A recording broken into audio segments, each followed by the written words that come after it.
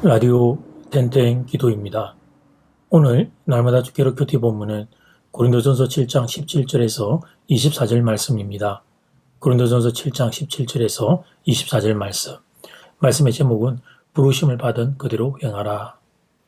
바울은 성도들의 일반 원리를 가르쳐 줍니다. 주께서 각 사람에게 나눠 주신 대로 살라는 것입니다. 17절 말씀. 오직 주께서 각 사람에게 나눠 주신 대로 하나님이 각 사람을 부르신 그대로 행하라. 내가 모든 교회에서 이같이 명하노라. 각 사람에게 나눠 주신 것은 일상생활 속에서 현재 우리가 차지하고 있는 자리를 뜻합니다. 예를 들어 어떤 사람에게는 집에서는 남편과 아버지의 자리가 주어져 있고, 직장에서는 대리라는 자리가 주어져 있고, 교회에서는 집사라는 자리가 주어져 있습니다. 이 자리들은 모두 하나님이 주신 자리입니다. 그리고 그 자리를 하나님이 부르신 자리라 생각하고 신실하게 살라는 것입니다. 물론 삶의 자리가 바뀌거나 더 나은 자리로 올라가기를 소원할 수 있습니다. 그런 소원 가져도 되고 그런 노력해도 됩니다. 아니, 그렇게 노력하는 게 우리의 일상이라고 볼 수도 있습니다. 바울의 권고는 열심히 노력해서 더 좋은 자리 올라가고자 하는 그런 시도, 노력하지 말라는 것이 아닙니다. 그러나 더 좋은 자리로 올라가야만 신앙생활을 잘 할 수 있다고 오해하지 말라는 것입니다. 세상에서 더 좋은 자리가 주어진다고 해서 더 나은 신앙생활을 하는 것은 아닙니다. 그럴 수 있지만 그렇지 않을 수도 있습니다. 대리에서 과장이 되면 신앙생활 잘해야지. 월급이 조금만 더 올라가면 신앙생활 잘 할 거야. 집사에서 장로로, 집사에서 권사로 올라가면 그때 진짜 신앙생활 할 거야. 이런 생각하지 말라는 것입니다. 만약 지금 내가 대리라면 그 자리에서 최선을 다하는 것입니다. 훗날 후회가 없도록 현재 지금의 자리에서 최선을 다하는 것입니다. 대리의 자리에 있을 때나 과장의 자리에 있을 때나 그 마음 자세는 동일해야 합니다. 집사의 자리에 있을 때나 권사리의 자리에 있을 때나 장로의 자리에 있을 때 그 마음 태도는 동일해야 합니다. 나중에 과장이 되고 나중에 장로가 되고 나중에 권사가 되면 신앙생활 잘해야지. 그것은 건강한 신앙인이 아닙니다. 구체적인 예로 본문에서 바울은 할례를 언급합니다. 18절 말씀, 할례자로서 부르심을 받은 자가 있느냐? 무할례자가 되지 말며 무할례자로 부르심을 받은 자가 있느냐? 할례를 받지 말라.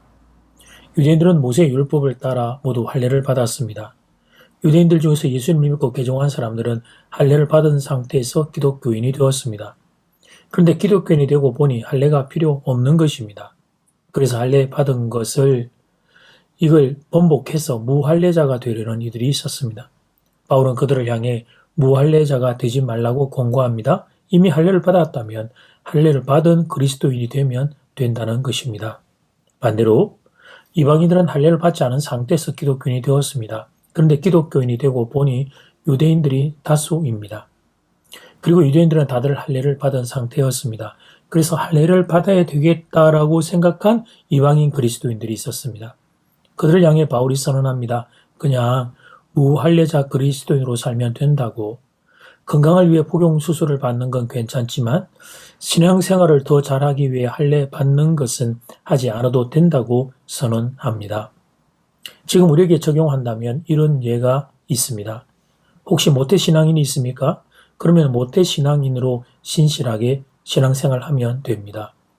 인생의 중간에 회심한 이들이 극적인 신앙 간증이 있다고 그게 부러워서 나도 인생에 뭔가 역전의 스토리를 만들겠다고 일부러 방하고 일부러 죄짓고 그렇게 안 해도 됩니다. 모태신앙이란 축복을 귀하게 누리면서 신앙생활하면 됩니다. 반대로 인생의 중간에 예수 믿고 회심한 분들 계십니까? 교회 안에 들어와 보니까 모태신앙인이 부럽고 믿음의 부모님 계신 분들이 부럽습니까? 그러나 인생의 중간에 나를 만나주신 예수님 붙잡고 신실하게 신앙생활하면 됩니다. 그리고 내가 훗날 내 자녀의 좋은 믿음의 부모님이 되는 것입니다. 내가 그토록 되고 싶었던 모태신앙, 나는 못했지만 내 자녀들은 나를 인해 그 귀한 신앙 가지게 하는 것입니다. 이것이 바로 부르심을 받은 대로 사는 것의 의미입니다. 질투로 인해 지금 내가 서 있는 자리에 감격을 놓치지 않는 것입니다. 욕심으로 인해 지금 내게 하나님이 주신 자리에 감사를 잃지 않는 것입니다. 부르심을 받은 대로 사는 것입니다. 감사와 감격으로 사는 것입니다. 불평과 불만으로 인생을 허비하지 않는 것입니다. 이것이 건강한 그리스도인의 신앙생활입니다. 그것을 바울은 19절에서 이렇게 소개합니다. 할례 받는 것도 아무것도 아니요 할례 받지 아니하는 것도 아무것도 아니로되 오직 하나님의 계명을 지킬 따름이니라. 부르심을 받은 자리에서 하나님의 계명을 지키면 된다는 것입니다. 할례는 받아도 되고 안 받아도 됩니다. 가장 큰 계명인 하나님 사랑, 이웃 사랑을 하면서 사는 것입니다. 각자 부르심을 받은 자리에서 본인이 할 수 있는 섬김을 하면서 사는 것입니다. 그것이 바로 부르심을 받은 대로 사는 길입니다. 이제 첫 번째 기도 시간입니다. 받은 말씀과 개인 기도 제목을 가지고 함께 기도하는 시간입니다. 이 시간 다 함께 마음을 모아 주님 앞으로 나아가겠습니다.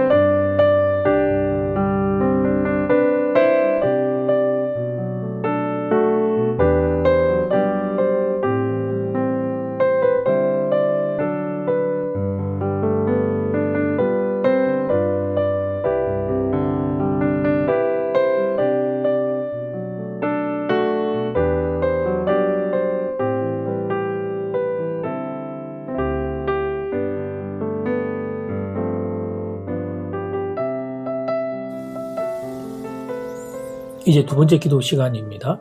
질투로 인해 지금 내가 서 있는 자리에 감격을 놓치지 않는 것입니다. 욕심으로 인해 지금 내게 하나님 주신 감사의 자리를 잃지 않는 것입니다. 부르심을 받은 대로 사는 것입니다. 감사와 감격으로 사는 것입니다.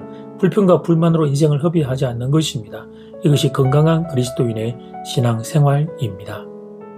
이 시간 다 함께 마음을 모아 기도드리겠습니다.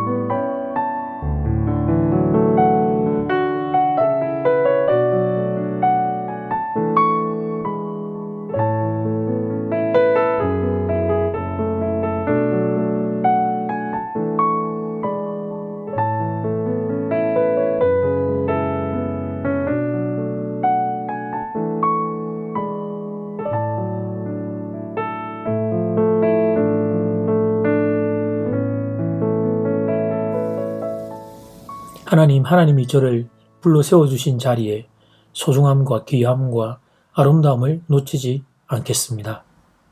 나중에 먼 훗날 내가 어디에 좀 더 나은 자리에 서면 그때 내가 신앙생활 하겠다는 내가 나를 속이는 말과 생각들을 내려놓겠습니다. 지금 하나님이 나를 불러 세워주신 지금 이 자리에서 뜨겁게 하나님 사랑하고 뜨겁게 나의 인생 사랑하고 뜨겁게 나의 이웃 사랑하며 하나님 안에서 하나님의 믿음으로 신실하게 걸어가는 인생이 되기를 다짐합니다. 원망과 불평으로 이 세월을 놓치지 아니하고 감사와 감격으로 이 세월을 가슴에 안고 오늘을 살아가는 하나님의 사람들 되기를 소원합니다. 사랑하는 교우들에게 이 은혜 허락하여 주시옵소서. 예수님 이름으로 기도드립니다. 아멘. 이제는 각자 개인적으로 기도하시면 되겠습니다. 평안한 밤 되십시오.